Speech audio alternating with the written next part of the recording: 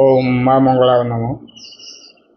ओम माँ पतवैलनि देवी प्राणमय पुण्यनाश मनस्काम अधीनस्थ नेत्र वसुम दात पता देवी तम किशरण भक्ति दे गुण दे दे में परम सम ने मनुष्य सौदा शरीर सांपदर्क संक्रांति प्रसिद्ध पद एति प्रता देवी तम भक्त शरण भक्ति देहि गुण देहि देहि में परम सम ने मनुष्य सौदा देश इति सांपद लोक संसार पस्तम एति पता देवी तम भक्त शरण। ओ माया आ कौन कहवा जेत सब कथा एणिके तो से दुनिया जगह दुनिया ये नाम पूजा पाई आम अधिकाटा कौन कह हो। अच्छा कौन कहया चाहते मत ते कह माँ कह बोल माँ महिमा केमिति महिमा मंडन होता आम गाँकर महिमा प्रथम भिडियो कहीदे यू आमर आविर्भाव होता है बाहर लोक आखिलोचन को जावाक माँ जिते बाहर यात्रा कला आमर धर ये जो पणापाणी खाया को गले जिते यू नाटा तार आस्ते आस्ते विख्यात है आम छड़ासिंह ठाकुर मूल्यापुर ठाकुर आस समस्त जाणीगले बाहर जाणीगले तेणुक समस्त बेलू बल धानर सह अपेक्षा कर रहे ये मूल्यापुर ठाकुर आम गाँव को से जो गाँ मंडल जाने मूल्यापुर ठाकुर आउट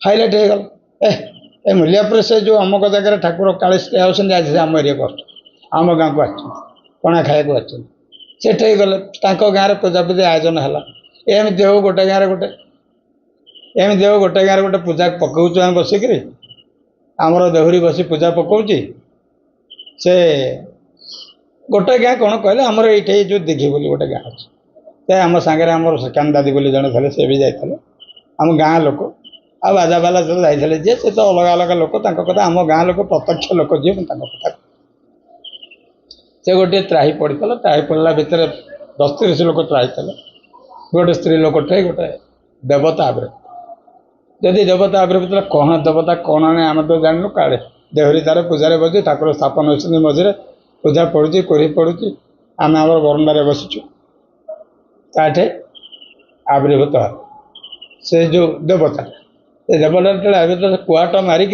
से पाखे जो स्त्री लोक पड़ते विदा पिदा मारिक जाता कदर्ज कर जहाँकि आसिक आम देहरी उपर भी आरंभ करदेला आतेटा किसी कहवा दरकार नहीं आम देहरी पर से अटाक करदेला आम देह सहलानी दारे गला गाँला कहले तेज काले शिखिए से कौन से कहीदेला देवता कहला पूजा जानी नहीं क्या पूजा पकाऊ से जो देवताटा मैंने 4 खंड मंडन थर अवतार जो ना भितर पदा को जापर नहीं ता लक्षण रेखा भितर तो एमती आम गाँव से श्रीकांत दादा जे थे शशुर घर भी से परिचय देते कल से कालेसी बसी से जाणीगले लोक जो आसते देखिक जाते प्रपर कालेसी जो टोका बस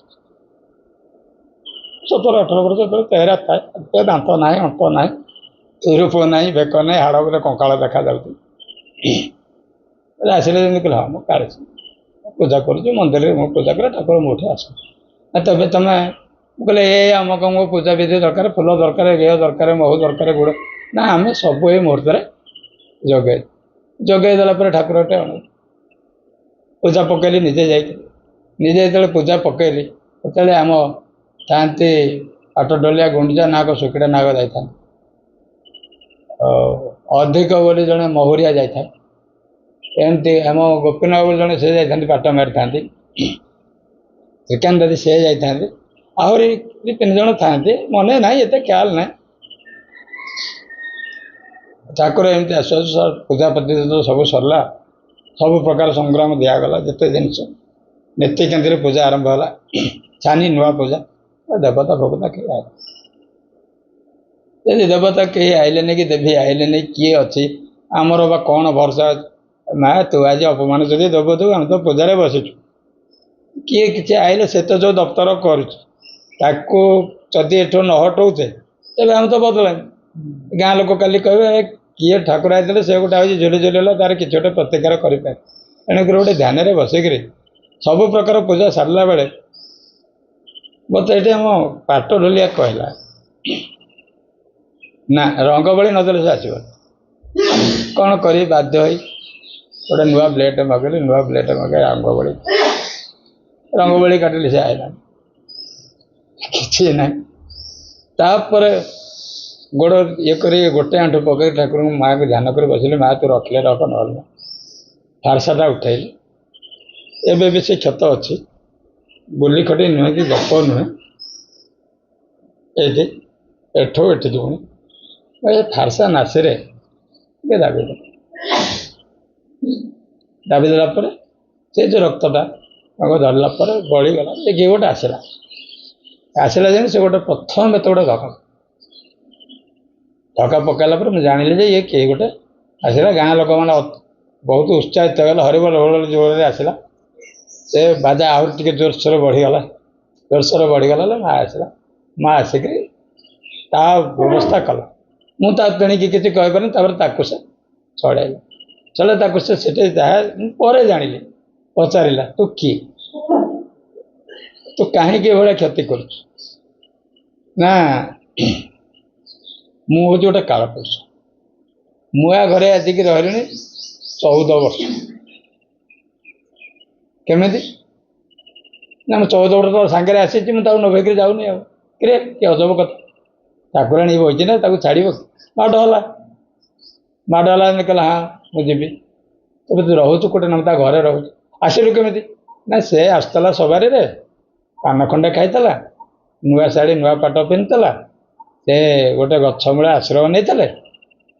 ସବାରି ପାରିଲେ କି ଇଏ ଯେତେବେଳେ ଛାପ ଟିକେ ପକେଇ ଦେଇ ନଈକିରି କବାଟ ଫାଙ୍କରେ ମୋ ସୁନ୍ଦର ଟୋକାଟା ଦେଖି ନଭେଇ ପଳେଇ ଆସିଲି। ମୁଁ ଏ ଦଣ୍ଡ ଅଛି, ମୁଁ ଯାଉନି। ତାର କ୍ଷତି କ'ଣ କର? କ୍ଷତି କ'ଣ, 7ଟା ଗର୍ଭ ନଷ୍ଟ କରିଦେଲିଣି। କାହିଁକି? ମୋ ବ୍ୟବସାୟ, ତୋର କର୍ତ୍ତବ୍ୟ ସେ। 4 କୋଟି ଅଛି ଯିବୁ। ତାକୁ ନେଲା, ତା ଘରକୁ ଗଲା, ତା ଘରୁ ତାକୁ ବାହାର କଲା ବାଡ଼େଇ ପିଟିକି। ସେ ସେଇକି ରହିଲା ସେ ପିଲା। ସେ ବି ବନ୍ଧୁ ହିସାବରେ ମୋ ଘରକୁ ବହୁତ ଦିନ ଆସିଛନ୍ତି। ତାର ପିଲା ତାପରେ ପୁଅ ଯୋଡ଼ି ହେଇଥିଲା। ଆସିଛି ମୁଁ କତିକି ତାପରେ 10-15 ବର୍ଷ। ସେଇ ଦିନଠୁ ଆସ୍ତେ ଆସ୍ତେ ସେ ଏରିଆ ଲୋକଙ୍କର ବିଖ୍ୟାତ ଗୋଟେ ଜାଗାରେ ହେଲେ ଆଉ 10 ଖଣ୍ଡ ମୌଜା ଜାଣିଲେ, 10 ଖଣ୍ଡ ମୌଜାଟା ଆଉ ଟିକେ ଶୁଣିଲେ, ଏଣୁକରି ଲୋକଙ୍କର ଠାକୁରଙ୍କ ପ୍ରତି ଉତ୍ସାହ ବଢ଼ିଗଲା। ମାଙ୍କ କୀର୍ତ୍ତିଟା ମା ଯୋଗେ ବଢ଼ିଲା। ଆମେ ତ କହୁନୁ ମା ମଙ୍ଗଳା ଆସିଥିଲା କି କିଏ, ତାଙ୍କୁ ସେ ଯେଉଁ ପରିଚୟ ଦେଲା ସେ ସେଇ ପରିଚୟ ତାକୁ ମାନିଲେ, ବା ତାଙ୍କ ପୂଜା ବିଧିର ସଫଳ ହେଲା। ଏଣୁକରି ସେ ମାଆକୁ ମାନିଲେ। ତମେ ମାନିଲେ, ତମେ ଆସିଲ। ତାପରେ ଆମେ ସେଇଠୁ ଗଲୁ। ଆମର ପୂର୍ବ ଲକ୍ଷ୍ୟ ଆମେ ଯାଇଛୁ ଏଠି ଗୋଟେ ବେଳିରିଲି ପାଖରେ ଘୋଡ଼ା ସାହି ଅଛି, ସେଠି ଯାତ୍ରା କରିବାକୁ। ସେଠିକି ଏମିତି ଗଲୁ ଯାତ୍ରା କରିବାକୁ। ନୂଆ ଯାତ୍ରା ଗୋଟେ କରିବାକୁ ଯାଇଛୁ ଗୋଟେ ଜାଗା। ନୂଆ ଯାତ୍ରା କରିବାକୁ ଯାଇଛନ୍ତି। ତାଙ୍କ ଗାଁରେ ଯେମିତି ପଣା ପାଣି ନୀତି କେମିତି ଆମ ଗାଁରେ ହେଉଛି, ତାଙ୍କ ଗାଁରେ ସେମିତି ହେଲା। ତାଙ୍କ ଗାଁରେ ସେମିତି ଚାଲିଲା, ସେମିତି ପୂଜାବିଧି ଚାଲିଲା। ବହୁତ ଇଏ ସହିତ ସେ ଠାକୁରଙ୍କୁ ମାନନ୍ତି ଗାଁ ଲୋକମାନେ। ତାଙ୍କୁ ଭଲ, ଆମେ ଯେମିତି ମାଆଙ୍କୁ ମାନୁଛେ। ଆମର ଯେଉଁ ପହଣ୍ଡି ଯାତ୍ରା, ତାଙ୍କର ଏଇଭଳିଆ ପହଣ୍ଡି ଯାତ୍ରା ଗୋଟେ ହେଲା। ଦ୍ୱିପହରେ ତାଙ୍କର ଗୋଟେ ତୋଟାରେ ଯାତ୍ରା ହେବ। ତୋଟାରେ ଗଲେ ତାଙ୍କର ଗୋଟେ ଝାମ ହୋଇଛି। ଝାମଟା ଉଦ୍ଘାଟନ କରିବ କି? ଆମେ କରିବୁ ନା। ଆମେ କରିବୁ, ଆମର କ'ଣ କାମ? ଦେହୁରୀ କରିବ ନା ଆମେ ଖାଇବୁ? ଦେହୁରୀ ତାର ଖାଉଛି, ତାର ପିଉଛି, ତାର କରୁଛି। ଆମେ ଯାଇଛୁ ବା ମୁଁ କାଳିଶୀରେ କରୁଛି, ମୁଁ ତ କିଛି ତାର ଲେଜ ପୂଜା କରୁନି। ଦେହୁରୀ କରୁ କେ ଦେହୁରୀ ଠାକୁର ଧର ଚାଲ ଯାଆନ୍ତରେ ଆମେ ଗଲେ ଆମେ ତେଣିକି ପଛପଟୁ ଆସୁ ଦେଖିବା। ନହେଲେ ଏଇ ଯେଉଁ ଯାତ୍ରୀ ବା ଏଇ ଯେଉଁ ଭକ୍ତମାନେ ଆମକୁ ଟିକେ ନିମନ୍ତ୍ରଣ କରିଛନ୍ତି, ଆଉ ଯଦି ଧାମଟା ଉଦ୍ଘାଟନ ନ କରିବା ତେବେ ଆମର ନାଁଟା ରହିଲା। କେହି ରାଜି ହେଲେନି, କେହି ରାଜି ହେଲେନି। ଏ ଧାମରେ କିଏ ଯିବ? 12 ହାତ ଧାମ, ତା ଶାଳୁଆ ମଞ୍ଜରା ଜଳୁଛି ଏତେ ବାଟ। ଏସବୁ ଯିବା କେମିତି ତା ଭିତରେ ଚାଲିକି?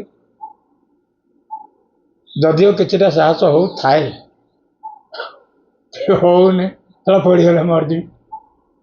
ତାହେଲେ ମା ଯିବାକୁ ପଡ଼ିବ। ଏକରେ ଗୋଟେ ହେଇତେ ପଣା, ଏକରେ ହେଇତେ କ୍ଷୀର।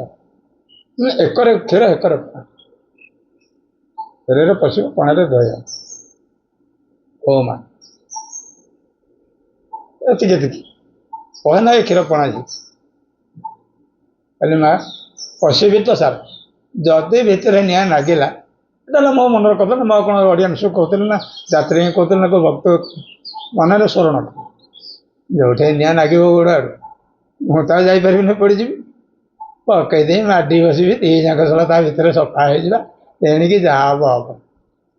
ଏଇଆ ହେଲେ ସେକେଣ୍ଡ ଯଦି ମୋତେ ପଚାରିଲେ କ'ଣ ଭାବୁଛି ମୁଁ କହିଲି ନା ଭାବୁଛି ଏଇଆ ନା କ'ଣ କରିବି ମୁଁ କହିଲି ମାଡ଼ି ବସିବି ଠାକୁରଙ୍କୁ ସବୁ ମାଡ଼ି ବସିବି ସବୁ ସଫା ହେଇଯିବ ତା ଭିତରେ ମୁଁ ସିନା ଛାଡ଼ିଲେ ସେ ଯିବ ନା ନାଇଁ କିଛି ହବନି ତୁ ଯାଉନୁ ସେ ମୋତେ ସାହସ ଦେଇଛି ଆଜି ମରିଗଲେଣି ହେଲେ ହଉ ଯଦି ମୁଁ ପଳେଇବି ଏ ଦାଦା ହେବେ ମୁଁ ପଳେଇବି ଆଉ ସେ ବାହା ହେଇଛନ୍ତି ମୁଁ ବାହା ହେଲେ ମୁଁ ପଳେଇବି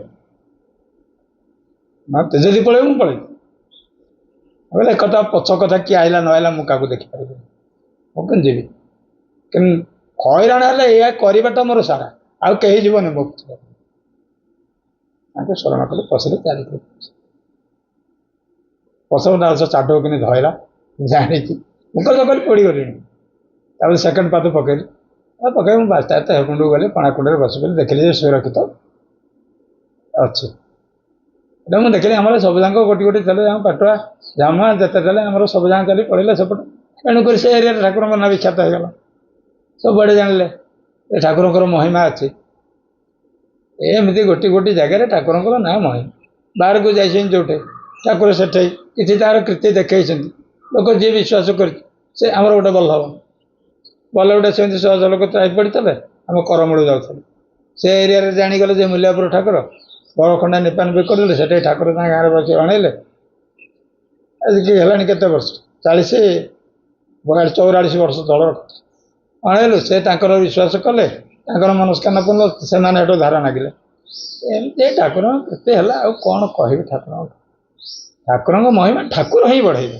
ଆମେ ବଢ଼େଇଲେ ଆମେ କହିଲେ କେହି ଶୁଣିବେନି ଆମ ପାଟିରେ କହିଦେଲେ ଠାକୁର ଏଇଆ ସେ ଆମ ଗାଁ ମୂଲ୍ୟାପୁର ଠାକୁର କେତେ ବଡ଼ ସେ ଢିଙ୍କି ଆମେ କହିଲେ ଆଉ ସେ କେଉଁଠି କିଛି ନା କିଛି ଗୋଟେ ଦେଖେଇଲେ ଏ ବିଶ୍ୱାସ ଆମର ଏଇଠି ଆମର ସେ ଦୂର ସାହି ମରିସାରିଲେ ତାଙ୍କର ଜଣେ ସାଙ୍ଗ ପୁରୀର ତାଙ୍କର ପିଲା ଛୁଆ ଯୋଗେ ସେ ସେଠି କଳସ ବସେଇଥିଲେ ତାଙ୍କର ସେ ଦୃଷ୍ଟିରୁ ତାଙ୍କର କଳସ ବସାଇଲା ପରେ ଏ ଠାକୁର ଆସିଲା ପରେ ତାଙ୍କର ସନ୍ତାନ ସନ୍ତତି ହେଲା ସେମାନେ ବି ଖୁସିରେ ଆସିକରି ପୂଜା ବିଧି କରି ସେ କେତେ ବର୍ଷ ଲଗାତାର ଆସିଲେ ଆମର ସେ ଗୁରୁଜଙ୍କ ଲୋକ ସେ ଆସି କଳସ ତାଙ୍କର ପିଲାପାତି ନଥିଲା ସେ ଆସି ବସିଲେ ଯେତେବେଳେ ପ୍ରମାଣ ପାଇଲେ ତାଙ୍କର ଯେତେବେଳେ କାମଟା ସଫଳ ହେଲା ସେ ସବୁଆଡ଼େ ପ୍ରକଟ ହେଇଗଲା ମୂଲ୍ୟାପୁର ଠାକୁର ଠିକ୍ ଯାଇଥିଲୁ ଏହାକୁ ଏଇଆ ହେଲା ଆମର ସେ ଷଣ୍ଢଶ୍ୱରରୁ ଜଣେ ଆସିଥିଲେ ତାଙ୍କ ପୁଅ ଏବେ ଟାଟା ମାଇନ୍ସରେ ମ୍ୟାନେଜର ସେ ମୋ ଘରକୁ ଅଧିକାଂଶ ଟାଇମ୍ ବି ଆସନ୍ତି ଆସି ପ୍ରତ୍ୟେକ ବର୍ଷ ପୂଜାରେ ଆସନ୍ତି ଏବେ ଆଉ ଆସିପାରୁନି ମୁଁ ଆଉ ତାଙ୍କ ସାଙ୍ଗେ ସମ୍ପର୍କ ରଖିନି 10, 20, 15 ବର୍ଷ କାଳ ନିହାତି ଅଛନ୍ତି ତା ଛୁଆଟି ଚାକିରି କଲା ପର୍ଯ୍ୟନ୍ତ ମୋ ଘରକୁ ସେ ଆସୁଛନ୍ତି ତାଙ୍କର ଭକ୍ତି ହେଲା ସେ ଏରିଆ ଲୋକ ପ୍ରକଟ ହେଲା ସେ ତାଠୁ ଶୁଣିଲେ ଆଉ 10-15 ଜଣ ଆସିଲେ ତାଠୁ ଶୁଣି ଆଉ 5-10 ଆସିଲେ ଏମିତି ଆସିଲେ ଧାମଟା ଥିଲେ ସେମିତି ଗୋଟି ଗୋଟି ଆସୁଥାନ୍ତେ କିଏ ଆସିଥାନ୍ତା କିଏ ନଆସିଥାନ୍ତା ସେ କଥା ପର କଥା ଯାହାର ବିଶ୍ୱାସ ସେ ଆସୁଥାନ୍ତା ଏଇଆ ମାଆଙ୍କ ମହିମା ମା ନିଜେ ଆମେ ମାଆଙ୍କର କ'ଣଟେ କରିପାରିବା ଆମେ କିଏ ଆମେ ତ ଗଲେ କିଏ ଆମକୁ ଭାବୁଥିବ ଏସଲା ଆଇଛନ୍ତି ଏସଲା ବୁଲି ଆଜି କିଏ କେଉଁ ଘଣ୍ଟପାଟୁ ଆଇଛନ୍ତି କିଏ କହିଲା ଅମକ ଆଇଛନ୍ତି କିଏ କହିଲା ଢିଙ୍କି ଆଇଛନ୍ତି କିନ୍ତୁ ମା ତା କୀର୍ତ୍ତିଟା ଦେଖିଲେ ଲୋକ ବିଶ୍ୱାସ କରିବେ ସିନା ଦେଖେଇଛି ମା ପରେ ଆମର ଯେଉଁ ଅର୍ଘ୍ୟ ଦେବି ଆମର ଜୀବନ ସେ ବିନା ମାଆକୁ ଆମେ ରାତି ପାଇଲେ ପିଲାଠୁ ଛୁଆଠୁ ବୁଢ଼ାଠୁ ହଡ଼ା ପର୍ଯ୍ୟନ୍ତ ମା ମଙ୍ଗଳା ନ କହିଲେ ପଦାକୁ ଆମ ଘରଠୁ କାଢ଼ୁ କିଏ ପଚାର ଯେତେ ଅଛି ଘରୁ ବିଛଣା ଦେଲେ ମା ମଙ୍ଗଳା ଆମ ପାଟିରେ ଆଉ କୌଣସି ଦେବାଦେବୀ ବସୁଛନ୍ତି ଆମ ଗାଁରେ ସେ ଏମିତି କରିଛନ୍ତି ମହାମା ବିପଦରୁ ଗାଁକୁ ରଖିଛନ୍ତି ଏଇଠି ପାଖରେ ହଇଜା ପଡ଼ିଥିଲା ଆମ ଗାଁରେ ପଶିନି ସେ ଗାଁକୁ ଯାଇ ନାଗନା ବୋଲି ସେ ଗାଁକୁ ଯାଇଛିନି ଯେ ଆମ ଗାଁରୁ ଗାଁ ଗାଁ ପ୍ରଶାସନ କରିକି ଯାଇଛନ୍ତି ସେ ହଇଜା ବନ୍ଦ କରିକି ଆସିଛି ଲୋକ ତାକୁ ରଖିଛନ୍ତି ଗାଁର ହେଙ୍ଗୁଳା ଉଠିବ ବୋଲି ସପନ ହେଇଗଲା ଗାଁରେ ସେ କାହାକୁ ସପନ ଥିଲା ଆମର ମନେ ପଡ଼ୁନି ସେ ଗାଁରେ କହିଦେଲା ଠାକୁର ସବୁ ହେଙ୍ଗୁଳା ଉଠେଇ ଯେଉଁ ଘର ପଡ଼ିଯାଏ ସବୁ ଚାଲ ଗାଁ ଯାକ ରାତି ସାରା ଜାଗର କଲେ ବଡ଼ ପଣା ଗୋଟେ ଦିନ ହେଙ୍ଗୁଳାକୁ ସେ ରକ୍ଷା କରିଛି ମାନେ ଡାକିଲେ ମା ଶୁଣିଛି ମାଆକୁ ଯେତେବେଳେ ଡାକିବ ମା ଶୁଣିଛି ଇଏ କେତେବେଳେ ନିରାଶ କାହାକୁ କରିଦେବ ନାହିଁ ମା ପ୍ରତ୍ୟକ୍ଷ ଦେବି ତା ମୁହଁକୁ ଅପର ପୂଜା ପକେଇଲେ ତା ମୁହଁକୁ ଅନେକ ପୂଜା ପକେଇ ପାରିବୁନି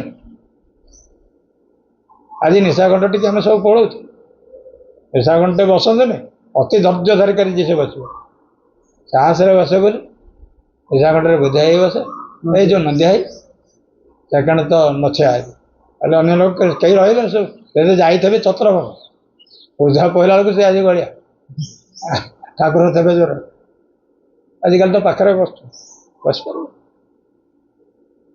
ଶହ ଶହ ପାଟୁଆ ଆସୁ ଶହ ଶହ ଗାଁ ପାଟରେ ପୁରିଥବ ଆମର ଢାଲେରେ ପୁରିଥବ ଯାତ୍ରା ଯୋଉଟା ବୁଲବୁଲ ହେଉଥିବ ଯେତେବେଳେ ଆମେ ଯାତ୍ରା ଯେତେବେଳେ ତ ଗାଁ ଫାଟି ଯାଉଥିବ କାନ ଷୋହଳ 50-30 କିଲୋ ଯାତ୍ରା ଯେତେବେଳେ ବାଜୁଥିବ ଯାତ୍ରା ଘୋ ଘୋ ହେଉଥିବ ପାଟୁଆ ଜିଭ ପିଠି ଫୋଡ଼ା କେତେ ହେଇଥିବେ ଜିଭ ଫୋଡ଼ା କେତେ ହେଇଥିବେ ଆଜିକାଲି ପାଟୁଆ ଗୋଟେ ନାହିଁ ଆମର ଧାମ ଗୋଟେ ଆଇନେ ଧାମ କରିବ ସେ ଏବେ ମାଗିଲାଣି ଆମକୁ ପଇସା ଦିଅ ଲୋକ ତ ନାହିଁ ଆମେ କ'ଣ କରିବୁ କେଉଁଠୁ ଆସିପାରିବୁ ମୋର ମାନସିକ ଲୋକଟେ ମୁଁ ଗଲି ମୋ ଛୁଆଟା ଚଢ଼ ଏତେବେଳେ ନାହିଁ ଯେତେବେଳେ ତୋ ଭଳିଆ ବର୍ଷକ ଲୋକ ବି ଚାଲିଛନ୍ତି ଆମ ପାଖେ ତା ମାନସିକ ପୂରଣ ହେଇନଥିବ ସେ କହିବ ମା ମୋତେ ଟିକେ ନେଇଯା ଭକ୍ତି କେତେ କେତେ ଭକ୍ତି ମା କଟେ ଭକ୍ତି ନାହିଁ ପାଇବୁ କୁ ମୁଁ ପାଇବି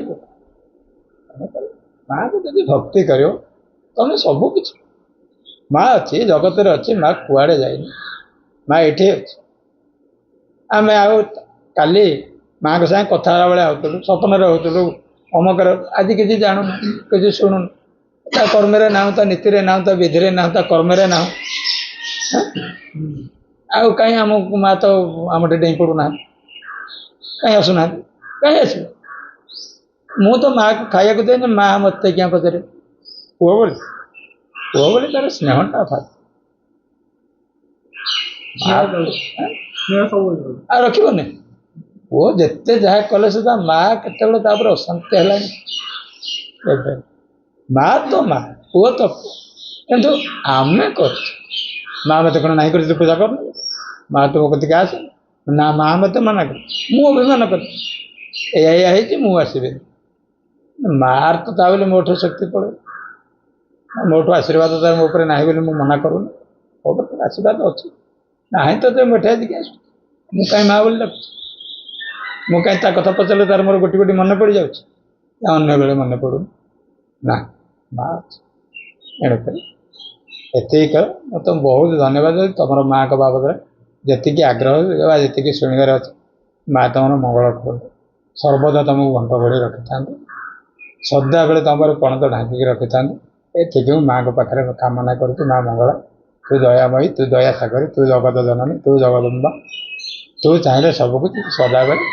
ତାଙ୍କ ଘଣ୍ଟ ଘୋଡ଼େଇ ରଖିଥାଏ ସଦାବେଳେ ତୋ ପ୍ରତି ତାଙ୍କର ଏ ଭକ୍ତିଟା ଥାଉ ମୋର ଏତିକି କାମନା ମୁଁ ଆଉ କ'ଣ ଦେଇପାରିବି ନା କ'ଣ ନେଇପାରିବି ମୁଁ ଏତିକି ତମ ପାଇଁ ମା ପାଖରେ ପ୍ରାର୍ଥନା କରୁଛି ହଉ ମା